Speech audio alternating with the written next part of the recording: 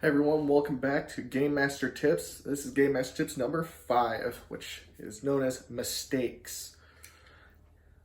So, in a lot of games, as both a player and a game master, you can feel like you've made a mistake during session, whether it's deciding to fudge up a roll to make it feel better for your players, or deciding to change something up that just didn't seem to work out, in whether it was something you planned that they didn't seem to like as much, or if it was something that you kind of improvised and it just didn't hit the right way. And to be honest, every DM and player makes these mistakes consistently. As a game master, fudging rolls, in my opinion, can be something very useful, but not something to take lightly. So there's the chance that a combat encounter you designed that you thought would be perfect is not going the way you expected. Maybe your players have rolled absolutely horribly the entire encounter, and now they're on the ropes of just outright dying. Full TPK. And you decide to start fudging the rolls. For one, that's going to make the players start to notice that something's kind of changed. Or if you suddenly just let it die, like the monster or whatever, die, and the players didn't notice or weren't told that he was looking rough or whatnot, it can cause some weird feelings about that for both you and the players, and in case you're streaming, the viewers. Like, I made a mistake recently on having my NPC, who I did specifically say was not very magical, kind of snap his fingers and have all these effects happen to kind of undo what they were trying to do. And I realized I made a mistake on that. So dealing with that mistake was, instead of just letting it slide that way, I went back and decided to change things up in a way that actually makes sense with how that session still went. Boris took the illicit substances and put it in his pocket. Well, earlier that day, somebody mugged him, and he didn't realize, and I was able to use it for my advantage, that he ended up cutting open Boris's pocket to try to steal something, and with how Boris is, he didn't really have anything in his pocket, so he ended up stealing his lapel pin, which was way more valuable to Boris than anything else. So when he took that illicit substance and put it in his pocket, it fell out, landed on the floor, and when the guy snapped his fingers, it caused, instead of the entire cabinet to disappear, went down a trapdoor. I decided to fix it in a way that makes more sense, keeps what they did legitimate, and made it feel a little less, I guess the word would be BS. You know? But that's a mistake that I made, realized it after the session, and decided to fix.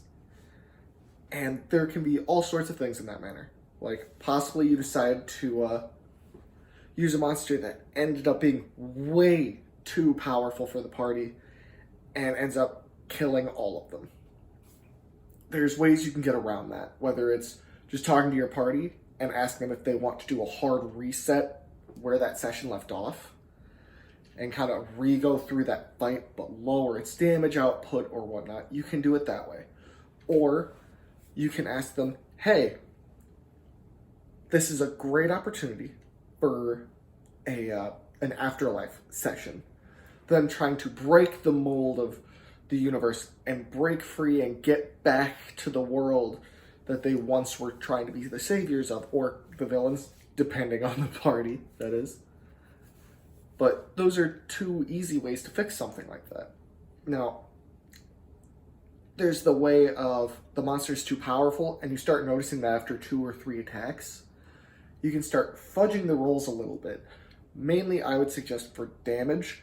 I personally don't like to condone fudging rolls a lot, but in certain situations, if it would be, oh, it's using its breath attack as the dragon for the first time, and you start realizing your party, like what I did recently in a one-shot, its breath attack did 42 damage for what the book told me to use as an average.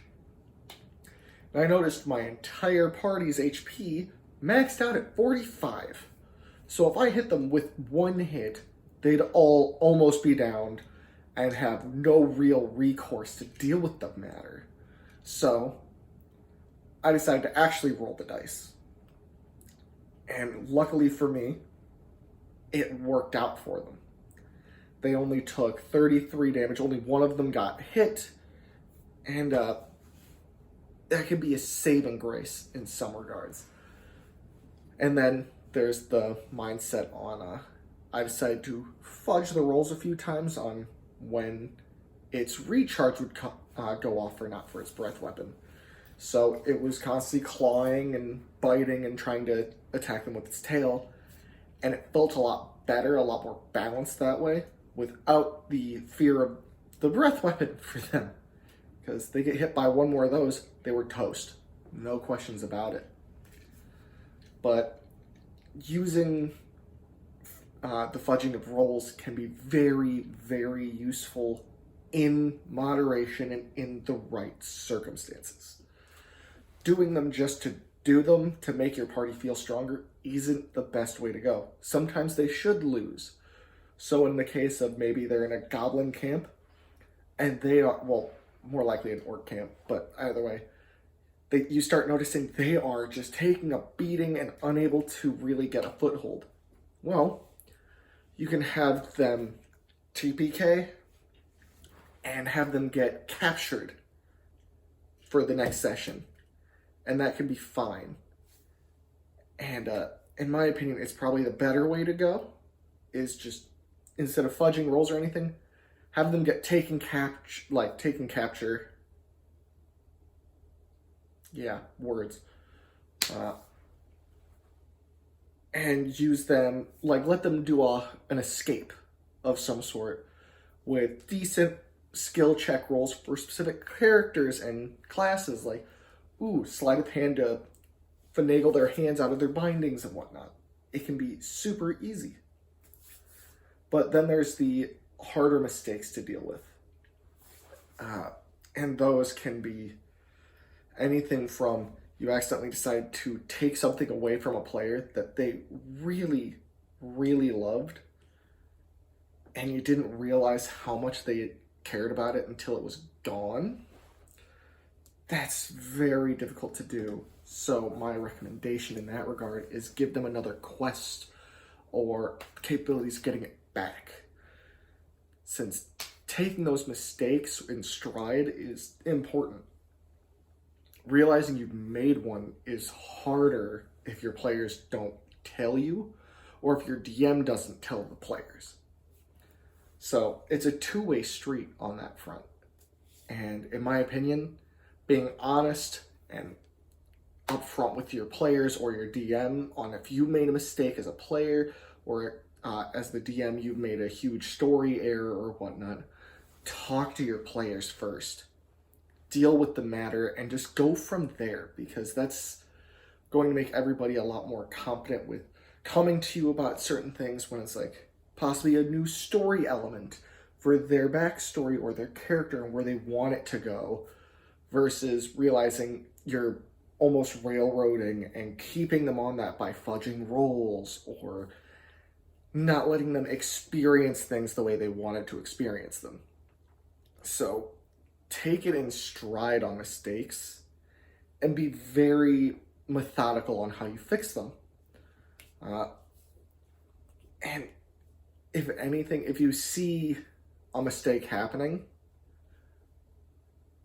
step out and ask the player. Let's say you realize they're about to jump directly into the path of, a gelatinous cube.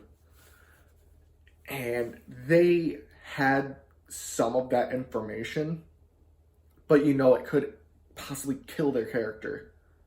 Just putting out a, hey, are you sure you want to do that? Or,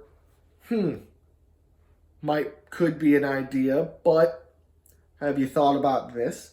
Something like that to help your players feel less inclined to, for one, fail, and two, feel like there was no way around it. Giving them subtle hints in situations like that can be helpful.